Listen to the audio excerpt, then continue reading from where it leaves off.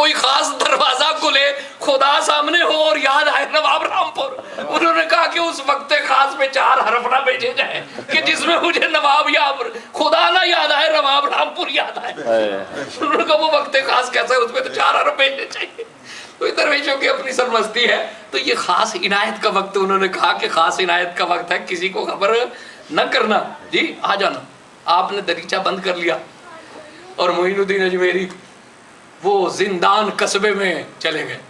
کوئی دکاندار ابھی دکان کھول رہا ہے، اسے کہنا ہے ذرا ٹھہر جاؤ، ادھر پہنچو، جی کوئی گھر سے نکل رہا ہے، کہاں جا رہے ہیں، کام پہ جا رہے ہیں، چلے جانا، پہلے ادھر پہنچو، جی کوئی کھیت میں جا رہا ہے تو اسے کہہ رہے ہیں کہ یہ کام ہوتا رہے گا، یہ وقت ہے، ادھر پہنچو، جی اب وہ جو تھا وہ وقت ماننے والوں کا تھا نا، اعتقادی کا وقت تھا، سارا زندان انہیں پتا ہے ماننے والوں کا وقت تھا، جی شوق کا وقت تھا، شک کا وقت نہیں تھا، شوق کا وقت تھا نا، شک کا وقت نہیں تھا۔ ابھی یہ بہت سارے جو ہے نا وہ زرخون کے درخت اگے نہیں تھے ابھی، بلکہ یہ بیج ہی پیدا نہیں ہوئے تھے، جی یہ زرخون کے بہت سارے درخت جو آج تناور پودے بنے ہوئے ہیں، جو آج ہر طرف اپنے کانٹے بچھا رہے ہیں، یہ اس وقت تو ان کے بیج بھی اتفاق سے نہیں تھے، وہ خوش وقت تھا۔ سارا زندان حاجی شریف زندنی کے دروازے پہ ہے، انہوں نے دریچہ کھولا تو سارے قصبے کو دیکھا، جی حیران ہوئے، کہا معین الدین تم کہاں ہو؟ جی حضور حاضر ہوں۔ کہا کہ میں نے تو کہا تھا کہ کسی کو نہ بتانا، جی تو یہ تو گرفت بھی ہو سکتی ہے حکم عدولی کی۔ آپ نے عرض کی کہ اتنے اللہ کے بندے بخشے جائیں اور ایک معین الدین پکڑا جائے، مجھے یہ سودا بھی اللہ کے اتنے بندے بخشے جائیں، ایک معین الدین اگر گرفت میں آ جائے تو مجھے اس پر بھی، یہ اصل تو بھروسہ رحمت پر ہے نا، یہ تو رحمت پہ ہے نا، ایک بھروسہ ہے، وہ تو بھروسہ ہے نا، جی بھروسہ ہے۔ کہا کہ میں اگر گرفت میں آ جاؤں تو مجھے منظور ہے، اللہ کی اتنی مخلوق بخشی جائے گی، جی اللہ کی اتنی۔ حاجی شریف زندنی خوش ہوئے، وہ وقت ہے کہ آپ غریب نواز کہلا رہے، یہ وقت ہی غریب نواز کا ہے، یہ وقت ہی یہ غریب نواز کا ہے۔ حضرت بابا نور خان فرماتے تھے کہ داتا گنج بخش بڑی شخصیت ہے نا، وہ کہتے ہیں داتا گنج بخش کی کتاب پڑھے نا تو جلال نظر آتا ہے، اور تصوف کی کتابوں میں کہ ابتدا میں آپ آئے، تبلیغ کی، اپنی آپ نے ڈیوٹی دی اور خاموشی سے آسودہ خاک ہو گئے۔ وہ روایتیں جو ملتی ہیں ان میں ایک یہ ہے کہ حضور نے ارشاد فرمایا تھا کہ میرا ایک شیر لاہور میں سو رہا ہے، اسے میرا سلام کہنا، اور اسے کہنا کہ فیض عام کا دروازہ کھولو۔ یہ ڈیوٹی غریب نواز کی تھی۔ بابا نور خان بڑی رسان سے کہا کرتے تھے کہ گنج بخشے فیض عالم، مظہر نور خدا، ناکسارا پیر کامل، کامل آرا رہنما۔ یہ مخلوق کو داتا گنج بخش کی طرف متوجہ کرنا بھی تو غریب نوازی کا حصہ ہے۔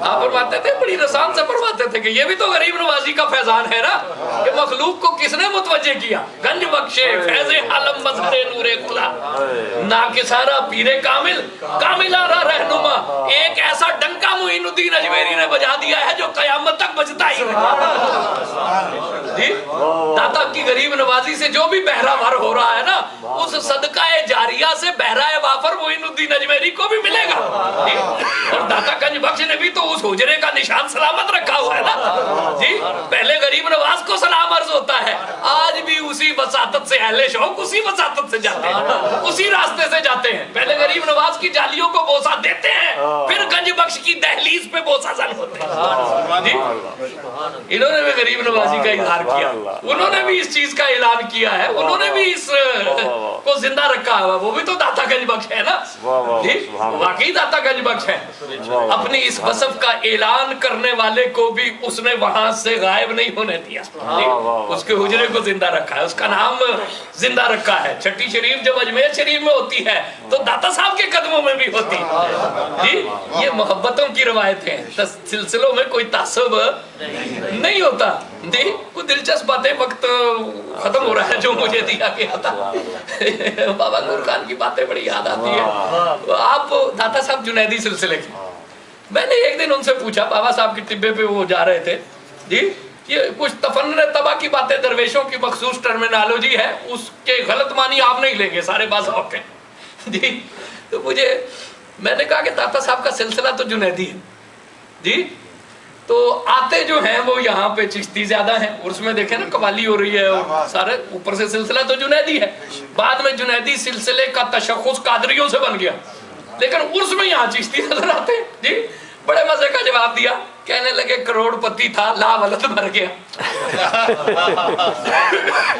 کروڑ پتی تھا لا ولد مر گیا، ان میں ٹھرک زیادہ ہوتی ہے، یہ آ جاتے یہ اپنے تو وہ بہرحال یہ تو اس کی غریب داتا کی غریب نوازی ہے نا کہ وہ کسے نوازے اور کیسے جو ہے وہ نوازے۔ وہ واقعی جی خود چشتی سلسلے کے تھے، تو آتے تھے باقاعدگی سے آتے تھے جی، اور اپنے سلسلے کے مزارات میں بڑی بات ہے تو یہاں ضرور آتے تھے۔ میں نے کہا کہ آپ یہاں ضرور آتے ہیں، کہتے ہیں بین الاقوامی پہلوان ہے ڈرنا پڑتا ہے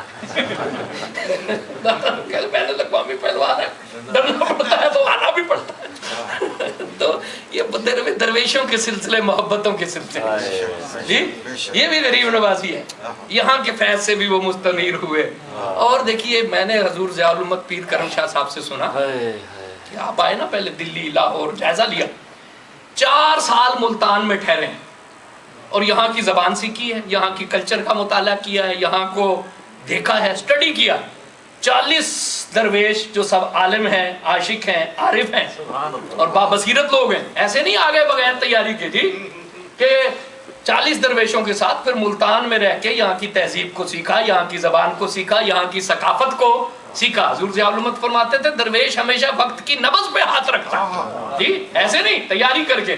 اور پھر جب اجمیر میں ڈیرا لگایا جی، اجمیر میں تقریباً 40-45 سال کا عرصہ بنتا ہے، اور جب ظاہر کی دنیا سے آنکھ بند ہوئی 90 لاکھ افراد کلمہ پڑھ رہے ہیں، 90 لاکھ افراد کلمہ پڑھ رہے ہیں، ایک نیٹ ورک، 40 درویش کامل آپ کے ساتھ جی۔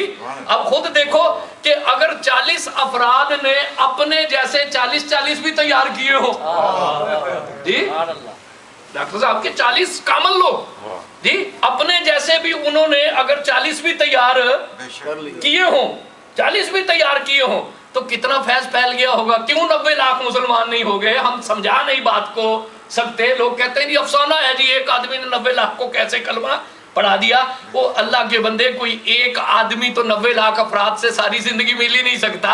اصل بات کیا تھی کہ ایک منظم نیٹ ورک قائم کیا، ایک پورا ذہن لے کر آئے، علم کے ساتھ آئے، بصیرت کے ساتھ آئے، عشق کے ساتھ آئے، یہاں کے فنون لطیفہ پہ اپنا اثر ڈالا، یہاں کے علم پہ اپنا اثر ڈالا، یہاں کی ثقافت پہ اپنا اثر ڈالا، یہاں کے کلچر کو سمجھا اور اس میں اسلام کا مزاج داخل کی۔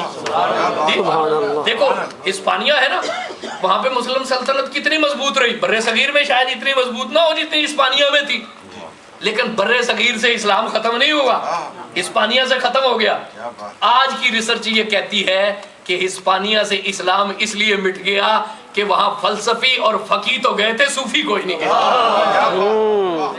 فلسفی اور فقی تو گئے تھے، صوفی کوئی نہیں گیا۔ سینٹرل ایشیا سے اسلام نہیں ختم ہو سکا، بر صغیر میں ہندو کی 1000 عیاریاں ہیں، اسلام کبھی ختم نہیں ہو سکتا۔